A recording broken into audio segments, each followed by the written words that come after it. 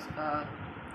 आज हम 10वीं कक्षा की स्टेज भाग 2 की कविता नंबर 4 जयशंकर प्रसाद द्वारा रचित कविता आत्मकथ्य से की सप्रसंग व्याख्या करेंगे।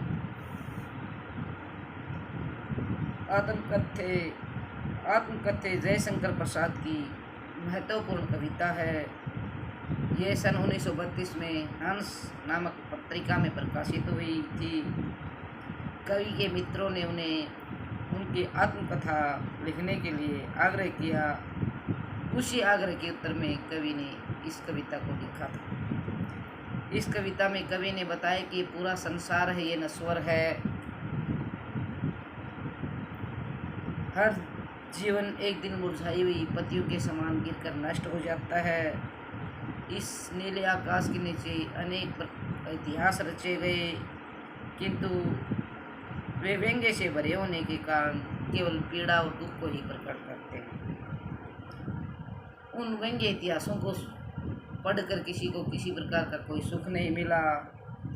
कवि कहता है कि मेरा जीवन तो खाली है, उसमें ऐसा कुछ भी नहीं है जिसको मैं लिखकर दूसरों के सामने प्रकट कर सकूं। ना ही मेरी इस खाली जीवन की कथा को सुनकर कोई सुख को प्राप्त कर सकेगा। कवि अपने धोखे और पीड़ा से भरी इस कहानी को दूसरों के सामने बताने का इच्छुक नहीं है। कवि के जीवन में कुछ मीठी मीठी यादें थी जिनके सहारे वह अपना जीवन जी रहा था। वह उन मीठी यादों को दूसरों के साथ साझा नहीं करना चाहता।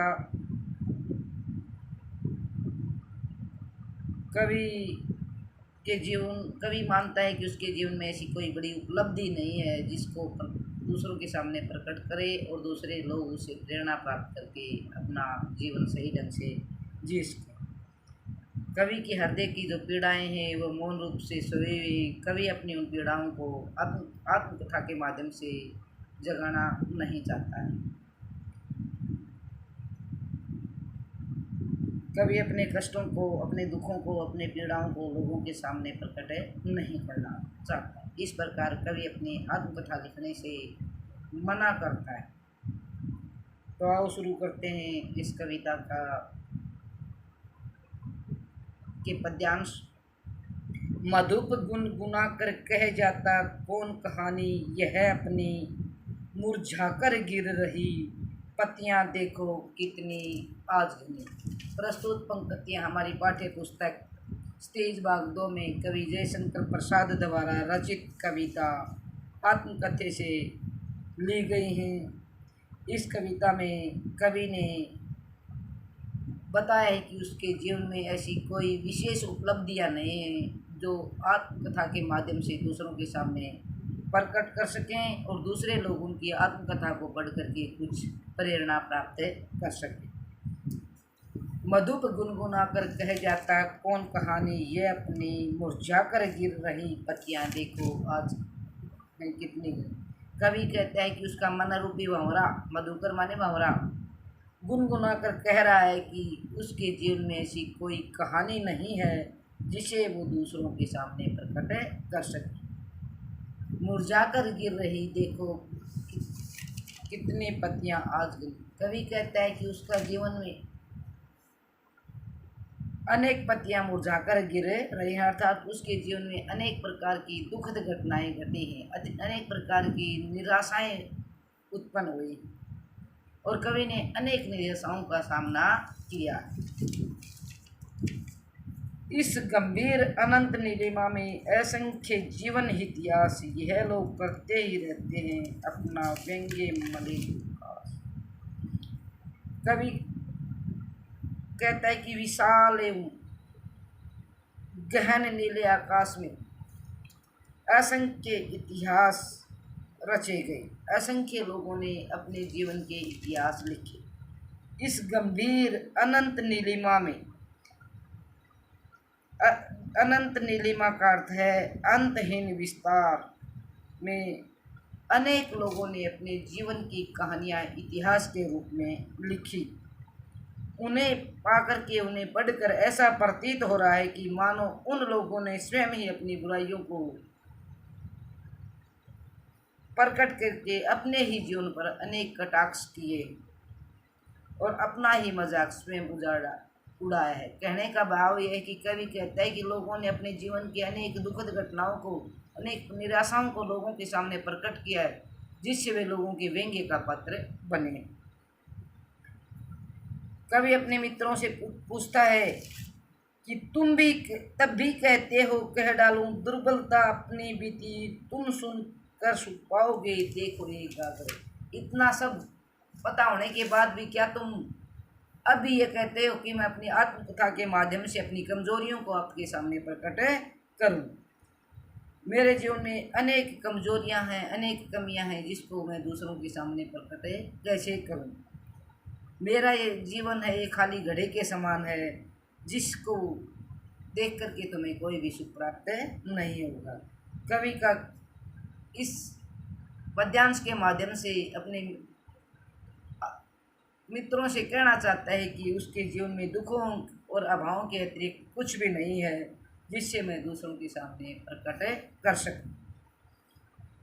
किंतु कहीं ऐसा न हो कि तुम ही खाली करने वाले अपने को समझो, मेरा रस ले अपनी भरने वाले। कवि अपने मित्रों को संबोधित करता हुआ कहता है कि उन मित्रों को जो उसकी आत्मकथा लिखने के लिए उसे प्रेरित करते हैं, उन्हें कहता है कि वे ये न समझने लग जाएं कि मेरे जीवन को खाली करने वाले वे स्वयं हैं। उन्हें अपने आप को समझने की कोशिश करनी चाहिए। कहीं ऐसा न हो कि वे मेरे भावों रूपी रस को लेकर अपने आप को बढ़ने वाले हों, अर्थात मेरी आत्मकथा से रस लेकर के वे अपने आप को, अपने जीवन को बढ़ने वाले। ये विडंबना अरि सरल तेरी हंसू, ये विडंबना और उपहास की बात है कि मैं सरल जीवन जीने वालों का मजाक उड़ाऊं, एक आत्मकथा के माध्यम से मैं उनका मजाक उड़ाऊं। बोले अपनी या प्रवंचना औरों की दिखलाऊं, मैं ये अपने जीवन में होने वाले धोखे और भूलों को अपने आत्मकथा के माध्यम से दूसरों के सामने प्रकट नहीं करना चाहता। कहने का भाव है कि कवि अपनी आत्मकथा के माध्यम से अपनी व औरों की बातों को जग जाहिर नहीं करना चाहता है। उसका जीवन है पूर्णतः अभावों से, दुखों से, कष्टों से और धोखे से भरा हुआ है। वह उन सभी धोखों और भूलों को दूसरों के सामने प्रकट नहीं करना चाहता। उज्ज्वल गाथा कैसे गाऊं मधुर चांदनी रातों की, अरे खिलखिला कर हंसते होने वाली उन बातों की। कवि कहता है कि उसके जीवन में इन दुखद घटनाओं के साथ कुछ मधुर स्मृतियां भी हैं, जिनके सहारे वह अपना जीवन जी रहा है। कवि उन मधुर स्मृतियों को, उन मधुर यादों को, सुख भरी यादों को दूसरों के सामने प्रकट नहीं करना चाहता। उनकी उज्जवल कहानी को दूसरों के सामने प्रकट नहीं करना चाहता। अरे खिलखिला कर हंसते होने वाले। कवि के जीवन में कुछ ऐसी मधुर बातें थी, मधुर यादें थी, जिनको याद करके कवि खिलखिला कर हंसता है।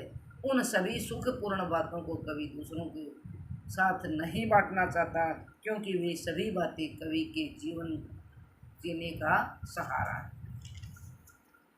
मिला कहाँ वह सुख जिसका मैं स्वप्न देखकर जाग गया, आलिंगन में आते आते मुस्का कर वह भाग गया। कवि कहता है कि जीवन में दुखों के साथ साथ कभी उसे सुख की प्राप्ति भी हुई थी। उसने स्वप्न में सुख को देखा था, नींद से जागने पर उसे वह सुख भी प्राप्त नहीं हुआ। आलिंगन में आते आते मुस्का कर वह भाग गया।